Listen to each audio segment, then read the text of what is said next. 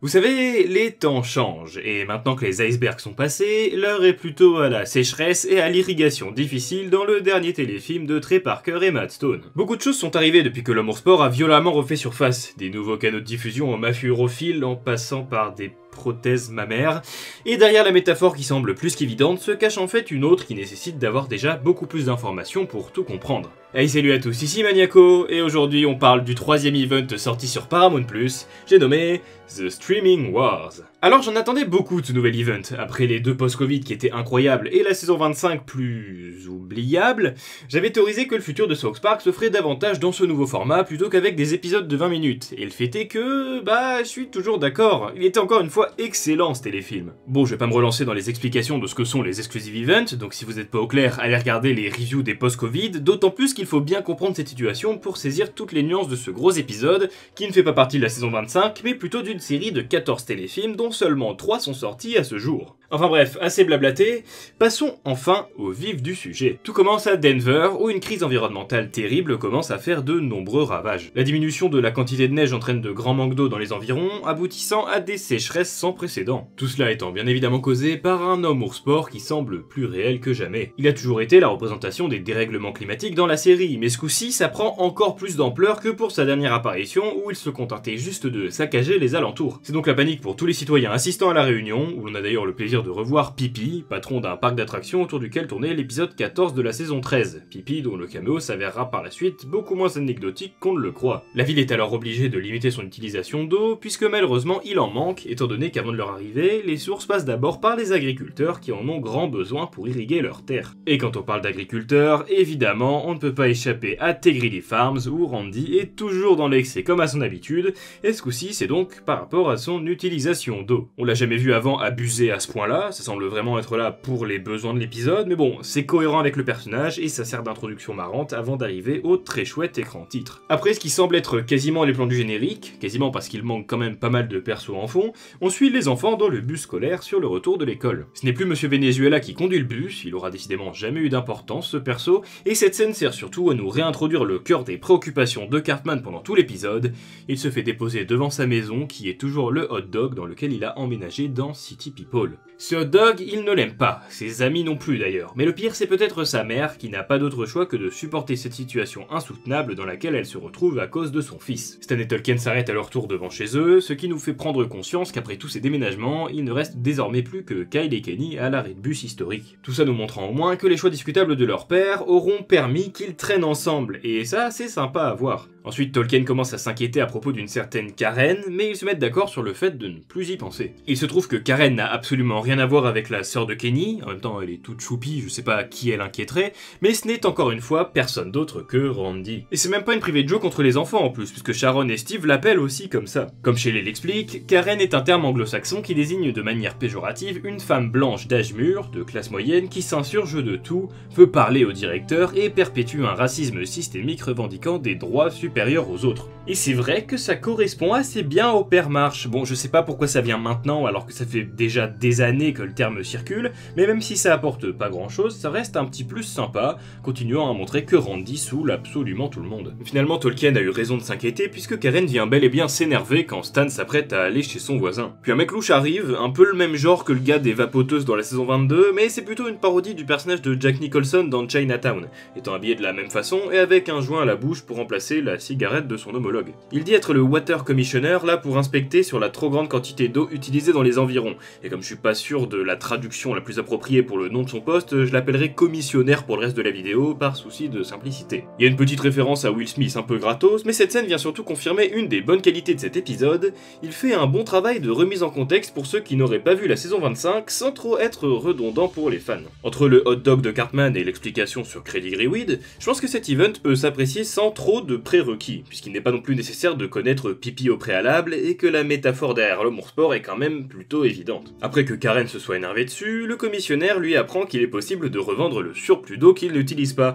et on le connaît par cœur, pour sûr que ça l'intéresse. Steve prend de l'avance et commence déjà à réfléchir sur comment il serait possible de vendre une partie des droits de son flux pour un service d'abonnement. Il faut pouvoir prouver que l'eau inutilisée finit dans les réservoirs de Denver, et pour ça il engage Stan et Tolkien pour s'en occuper grâce à de petits bateaux faits main, et lance alors son propre service de streaming. Ouais, la blague est un peu dure à traduire en français, mais la référence devient très vite évidente pour quiconque ne l'aurait pas saisi dès le début. L'eau vient des ruisseaux, en anglais streams, et même streaming ça veut littéralement dire diffusion en continu. C'est pour ça que les scénaristes ont choisi cette métaphore, liant en plus de ça toute cette guerre des plateformes aux enjeux climatiques. Évidemment l'initiative de Credit Grewitt fonctionne du tonnerre, Pipi faisant même partie des abonnés, et pour prouver que le flux est constant, il va devoir faire venir un nouveau bateau jusqu'au réservoir chaque jour. Ensuite, lorsqu'ils se rendent compte d'à quel point ils peuvent se faire de l'argent en profitant du streaming, Stan et Tolkien proposent leur service à Karen et même à d'autres fermes, amenant doucement mais sûrement à ce que le marché sature petit à petit. Un peu à la manière de Netflix qui, en prouvant que le streaming vidéo était viable, a engrangé l'apparition d'un tas de nouveaux services qui essayaient à leur tour d'avoir leur part du gâteau. Pour arriver à leur fin, ils demandent l'aide de Kyle, Kenny et Butters, mais prévenir Cartman finirait forcément par foutre la merde d'une manière ou d'une autre, donc vaut mieux le tenir à l'écart. Bah tiens d'ailleurs, reparlons un petit peu de ce qui se passe du côté de Cartman. Après une très chouette chanson dont Cartman a le secret, où il essaie de faire comprendre à sa mère le mal-être qu'il ressent par le simple fait de vivre dans un hot dog, on remarque que elle-même le sait pertinemment, et que c'est même probablement elle qui souffre le plus en silence. Liane dit elle-même ne plus avoir la force pour supporter les complaintes d'Eric encore et encore, mais tout va changer quand South Park Realtors, les agents immobiliers de la saison 25, font visiter le terrain d'en face à un certain Monsieur Cussler, qui semble préparer un mauvais coup. Cartman y voit là une opportunité, et il ne trouve rien de mieux comme solution que de se servir de sa mère pour attirer ce riche nouveau voisin avec une opération pour lui grossir les seins. Pour essayer de convaincre sa mère de la légitimité de son plan, il fait une nouvelle fois référence à Fortune Favors the Brave, la pub de Matt Damon pour Crypto.com qu'il n'arrêtait pas de citer dans Pajama Day. Mais bon, Liane est bien consciente que s'ils en sont là, c'est parce qu'elle a cédé à son fils en acceptant de quitter son job d'agent immobilier, et même si lui ne voit pas le problème et est profondément persuadé que c'est la meilleure solution, elle ne compte pas refaire les mêmes erreurs. Elle lui explique que même si elle le voulait, une opération coûte dans tous les cas trop cher, genre 10 000 $, mais comme elle n'a pas été assez claire, Eric comprend que l'argent est le seul problème, donc il est bien décidé à en trouver quoi qu'il en coûte. Et on sait tous que rien n'arrête un Eric Cartman aussi motivé. Au final, quand Eric explique à ses amis que sa mère a vraiment besoin d'une opération chirurgicale qu'elle ne peut se payer, ces bons samaritains décident de l'accepter dans leur business. Pendant ce temps-là, le commissionnaire vient rendre visite à Monsieur Cussler, et on comprend que celui-ci a pour projet de surpasser tous les autres services de flux. Ils ne sont que de petits acteurs, là où lui voit plus grand. Il est plutôt comme Amazon. Le fleuve, évidemment. Ce fourbe de commissionnaire lui offre d'ailleurs son aide, et c'est là qu'on se rend compte que lui aussi semble avoir un rôle majeur à jouer dans la guerre qui se prépare. Seulement voilà, forcément, il commence à y avoir trop de services de streaming. Même Pippin s'y retrouve plus et va se retrouver obligé de souscrire à plusieurs services pour avoir ce qu'il veut. Ce serait bien plus simple que tous les bateaux ne soient que sur une seule plateforme, mais l'argent a ses raisons que la raison ignore. Les enfants eux-mêmes ne comprennent pas ce que c'est que ce bordel avec toutes ces plateformes qui proposent leurs services, mais ils se contentent de leur faire du contenu, en l'occurrence des bateaux. Et quand Cussler vient leur demander de bosser pour eux en produisant un nombre hallucinant de contenus, il les amadoue en prétextant beaucoup apprécier leur création, et surtout en leur offrant un joli paquet de fric. Il leur propose un deal exclusif de 10 000 bateaux, et tiens, ça commence de plus en plus à ressembler à la situation dans laquelle la série se trouve vis-à-vis de ses différents contrats. Les enfants acceptent donc de faire tous ces bateaux en 3 jours, ce qui veut dire qu'ils vont devoir les faire à la chaîne. Cartman commence alors à en faire certains qui sont vraiment bâclés, ce à quoi Kyle répond que même s'il faut en produire en grande quantité, il faut au moins qu'ils aient l'air de bonne qualité. Butters de son côté a vraiment l'air d'avoir une dent contre les services de streaming, puisqu'il s'énerve en rétorquant que ces plateformes n'en ont rien à faire de la qualité, et qu'ils ne veulent que noyer le marché avec une grande quantité de contenu pour pouvoir sortir du lot. Comme au final il ne restera pas plus que 3 grands noms, il explique que chaque intervenant essaie seulement de créer ses propres trucs pour les mettre sur son service, en espérant se faire racheter par un autre plus gros. Mais bon, derrière tout cet appât du gain, le petit groupe accepte de partager leur gros salaire à venir avec Cartman pour que sa mère se fasse opérer. Ça c'est vraiment des amis sur lesquels on peut compter, mais ils vont vite se rendre compte qu'ils auraient mieux fait de continuer à douter d'Eric comme c'était le cas au début. L'eau commence à manquer à Crédit Griffarm et on voit sur une carte avec plein d'acronymes rigolos que l'homme ours sport devient de plus en plus violent. Steve se met alors en tête d'aller découvrir ce qui se passe et il se lance donc dans une randonnée jusqu'au sommet des montagnes du Colorado, dans une scène qui nous rappelle que le style simpliste des graphismes peut parfois laisser place à des images particulièrement belles. En haut des montagnes, le père Black se rend compte que les terrains semblent tous avoir été achetés, et c'est en discutant avec l'un des agents immobiliers mourants qu'on lui explique que là-haut, le marché est devenu fou et que tout a été acheté par de riches investisseurs, l'activité étant devenue tellement incontrôlable que les agents immobiliers n'ont même plus le temps de dormir ou manger. Décidément, agent immobilier c'est vraiment un métier dangereux. Déjà dans la saison 25, on les voyait se détruire la santé pour mener à bien leur vente, mais là c'est encore un autre niveau. Là ils finissent vraiment par mourir, Machin tentant toujours de vendre une propriété à Monsieur Black jusqu'à ce qu'il rende son dernier souffle. Steve comprend que tous ces acheteurs ne font que récupérer ses terrains pour profiter de l'eau qui les traverse, et il va devoir se retrousser les manches pour tenter de régler tout ça. Et justement, ce que Butters expliquait arriva, Kessler inonde le marché dans une scène vraiment épique. Je sais pas ce qu'il aurait passé par la tête de nous sortir une mise en scène comme ça, mais tout cet abus, ça fonctionne vraiment bien sur moi. J'aime beaucoup ces plans de tous les bateaux de Kessler qui submergent celui de Tegridy Farm, qui semble n'avoir aucune chance face à eux.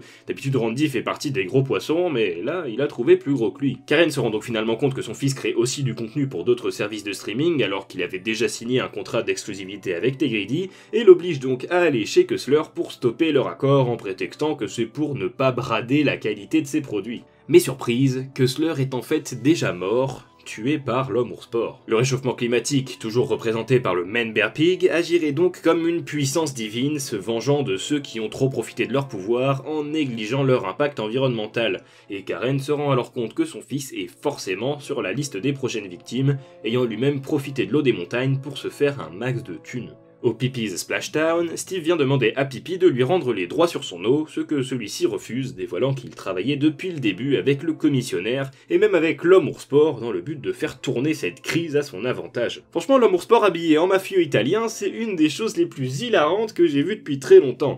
Déjà que de le voir en costard dans la saison 22, ça m'avait explosé, mais là, j'étais clairement pas prêt. Bon, à force de parler de lui pendant tout l'épisode, c'était logique qu'il finisse par apparaître en chair et en os. Par contre, c'est moi ou il a changé de couleur? Bah ouais, il a toujours eu la face à moitié rouge, alors que là, plus du tout. Peut-être que ça a un sens profond, mais là j'ai surtout l'impression que c'est une grosse bourde des animateurs. Malheureusement, le père de Tolkien se fait poignarder par l'opinel de l'homme ours sport, ouais, pourquoi pas, puis il est balancé à l'arrache dans l'un des toboggans du parc aquatique. Alors, est-ce que le père de Tolkien est mort? Bah, pour moi, très probablement pas. Ned a déjà été en pire état après le passage de l'homme ours sport, et il en est revenu. Et si les scénaristes voulaient vraiment le buter, ils nous l'auraient montré se faire ouvrir en deux, pour ça je me fais pas de soucis. Là, on n'a aucune confirmation, on nous dit juste plus tard qu'il a disparu, et je le vois bien revenir dans la suite, amoché, mais toujours prêt à rendre la monnaie de sa pièce à ce traître d'Italien, peut-être même en s'alliant avec son meilleur rival. Bon, c'était un peu violent tout ça, venez on retourne vite fait sur l'intrigue avec les gros seins là. Eric surprend donc sa mère en l'amenant à la clinique chirurgicale où il a déjà payé pour l'opération. Le truc c'est qu'elle refuse, c'est fou ça, quelle mère ingrate. Elle s'est promis qu'elle ne céderait plus jamais aux caprices de son fils, et bon, en plus du fait qu'elle ait juste pas envie de le faire, sa volonté de ne pas reproduire les erreurs qui l'ont conduit à sa situation actuelle l'empêchera de céder au chantage de son bourreau de fils. Et ça c'est vraiment une super évolution. Depuis le temps qu'on l'attendait, enfin elle décide de lui résister, comme si ce qui s'est passé dans la saison 25 et le déménagement dans le hot dog avait servi d'électrochoc. J'espère que ça se terminera pas comme dans Tss, mais ce coup-ci j'y crois. C'est le moment pour la faire changer définitivement. Si évolution il doit y avoir pour ce personnage, ça ne peut être que maintenant. Et pourtant Eric continue d'essayer de la manipuler pour arriver à ses fins, que ce soit en menaçant de fuir chez sa grand-mère, qui est de toute façon morte dans Cartmanland, donc bon il serait pas allé bien loin, ou en faisant mine d'aller se faire lui-même implanter une forte poitrine. Quand il voit que sa mère ne réagit pas à ses menaces, il se voit donc obligé d'assumer ses dires pour ne pas perdre la face devant sa maman. Il déclare même qu'en 2022 on fait vraiment ce genre de chirurgie aux enfants, mais au final Wendy l'avait déjà fait 20 ans plus tôt, en 2002. Ce qui devait arriver arriva donc... Cartman avec des boobs était né. Bon, depuis la sortie de l'épisode, il est partout sur internet. Il ressemblerait presque à Bess d'ailleurs, la copine du dog dans la saison 10. En plus, même une fois que c'est fait, sa mère n'en a rien à foutre. Et puis Kessler est mort, donc son plan était déjà tombé à l'eau. Vraiment, les aventures de Cartman n'ont été qu'une succession d'échecs du début à la fin. À l'école, Stan apprend aux autres que c'est la merde, que l'homme ours sport est probablement à leur trousse, et ils se rendent compte qu'il y a eu un immense malentendu par rapport à l'opération de Madame Cartman quand Kenny palpe les seins et confirme qu'ils sont vrais. Bah, ils sont faux bien sûr, mais c'est des vrais faux seins quoi. Tolkien reçoit un appel de sa mère qui lui dit que son père est introuvable, et de retour au parc aquatique, le commissionnaire essaie de la mettre à l'envers à Pee-Pee en lui disant qu'il ne pourrait plus se passer de lui, mais l'homme de main n'avait pas compris qui tirait vraiment les ficelles dans toute cette histoire. On apprend alors la véritable motivation de cet urophile fou. Faire en sorte que toutes les réserves d'eau se vident pour pouvoir refourguer à tout le monde le seul équivalent possible, la seule ressource qu'il possède en quantité bien supérieure à n'importe qui d'autre, le pipi. Il n'est pas plus grand possesseur d'urine que le seul et unique pipi, et accélérer les changements climatiques pour son seul profit ne semble pas lui poser problème. Comme l'amour sport finira à terme par tuer tout le monde, autant en profiter, et là c'est surtout son ancien allié qui va la prendre à ses dépens. Les réserves d'eau diminuent de plus en plus, que ce soit par les actions de l'amour sport ou par celles des hommes. Randy commence à comprendre que les apparences sont plus trompeuses qu'elles n'y paraissent, la sécheresse n'a jamais été aussi proche, et The Streaming Wars se termine sur un plan de Denver, le même que le tout premier, mais la situation a considérablement empiré. Wow, qu'est-ce qu'il était cool cet épisode! Bon, il était pas non plus parfait, mais franchement ça fait plaisir d'avoir des intrigues aussi bien maîtrisées. Il y a certains moments un peu plus faibles, notamment l'intrigue de Cartman qui sert juste à lui faire terminer l'épisode avec une grosse paire de nibards, mais on pourra surtout juger tout ça en voyant ce que la suite fera de cette intrigue. Parce que ouais, pour l'instant c'était marrant, mais quand même plutôt oubliable si on oublie la fin.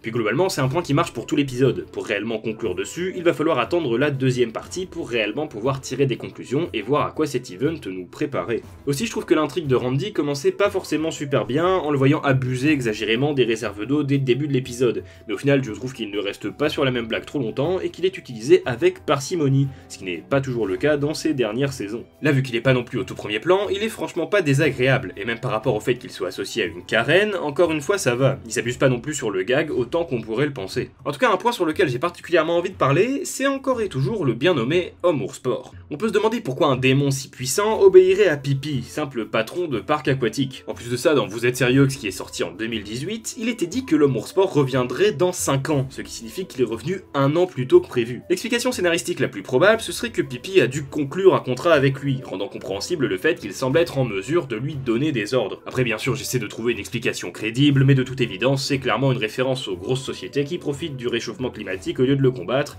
dans le but de s'enrichir économiquement. En tout cas, contrairement à la saison 22 où le but était d'essayer de s'en débarrasser, cette fois les personnages n'essaient même plus de l'arrêter. Ils savent qu'il est inévitable et qu'ils ne peuvent qu'essayer de retarder son arrivée, mais le jour où il se pointera, ils ne pourront pas y faire grand chose. D'ailleurs, faut que je parle aussi de la qualité graphique de ce téléfilm. Il y a pas mal de plans 3D, que ce soit des plans de transition, ou même tout ce qui concerne les bateaux qui suivent le courant. Puis globalement, les décors sont vraiment beaux, en particulier encore une fois la scène de la montagne que j'aime vraiment beaucoup. Concernant l'ambiance musicale, ils se sont aussi particulièrement lâchés. Chaque scène a la bande son qu'il lui faut, que ce soit une OST du bâton de la vérité quand Steve grimpe les montagnes, ou encore WAP de Cardi B au moment de la création du premier streaming. Cet event était aussi clairement en continuité directe avec la saison 25. On y retrouve des références à presque chaque épisode, mais particulièrement à City People avec l'histoire du hot dog et des agents immobiliers, et à The Big Fix pour ce qui est de la rivalité Tegridy-Credigree. Comme je l'avais dit en conclusion de la saison, le véritable avenir de South Park semble vraiment se jouer avec ces events. J'ai personnellement pas beaucoup aimé ces 6 épisodes, et force est de constater que ce téléfilm, comme les 2 précédents, vient souffler un vent frais à South Park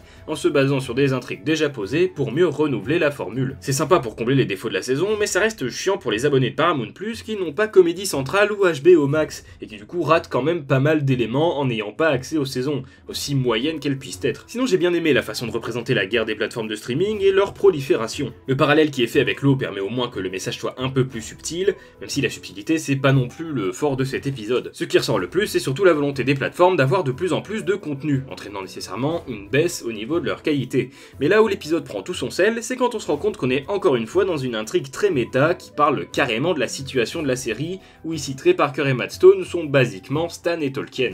En 2019, HBO Max racheta les droits de diffusion de South Park pour 500 millions de $, les droits donc de tous les épisodes qui ont été, sont et seront sur Comédie Centrale. Puis comme on le sait tous, en 2021, les créateurs ont signé un nouveau contrat d'exclusivité avec Paramount+, pour 900 millions de $, qui porte sur 14 films exclusifs, et le renouvellement de la série jusqu'à la saison 30. Mais le truc c'est que Paramount, précédemment Viacom, c'est les propriétaires de Comédie Centrale, donc ça les saoulait un peu de pas avoir les droits de diffusion d'une série qui leur appartient. C'est pour ça qu'ils ont eu l'idée de ce nouveau contrat de 14 films, et les droits de diffusion des épisodes passeront sur Paramount+, en 2025 lorsque le contrat avec HBO Max aura expiré. Dans cet event, Randy est HBO Max, il est le premier à passer un contrat d'exclusivité avec les enfants pour qu'il ait du contenu à mettre sur son flux. Kessler représente le nouveau mastodonte financier qui vient leur offrir un nouveau deal encore plus énorme, et ça énerve Randy aussi, tout comme j'imagine que HBO a pas dû kiffer quand ils ont vu le nouveau deal avec Paramount+, surtout que les saisons ont maintenant moins d'épisodes vu qu'elles sont compensées par les events. Mais le plus étrange, c'est qu'on a un sentiment de regret qui se dégage de The Streaming Wars. Les enfants sont lessivés par la quantité de travail, sans parler de l'aspect qualitatif qui va forcément en pâtir aussi. Mais du coup, est-ce que ça veut dire que Parker et Stone avouent eux-mêmes que leur situation les force à bâcler leur travail, comme ce serait le cas avec la saison 25 ?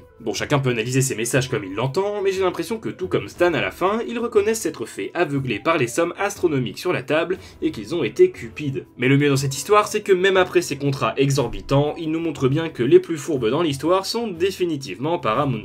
Et oui, puisque les créateurs sont donc Stan et Tolkien, Randy HBO Max, mais Kessler n'est pas vraiment Paramount+. Il n'est qu'une marionnette qui se fait utiliser par Pipi. Pipi comme dans Paramount+. C'est lui qui a manipulé tout le système pour se trouver au sommet de la guerre de streaming et en sortir gagnant face aux autres qui n'avaient pas vu le coup arriver, affaiblissant les autres services en les volant et diluant leur contenu ni plus ni moins qu'avec de la pisse. Mais donc à quoi on pourrait s'attendre pour la partie 2 ?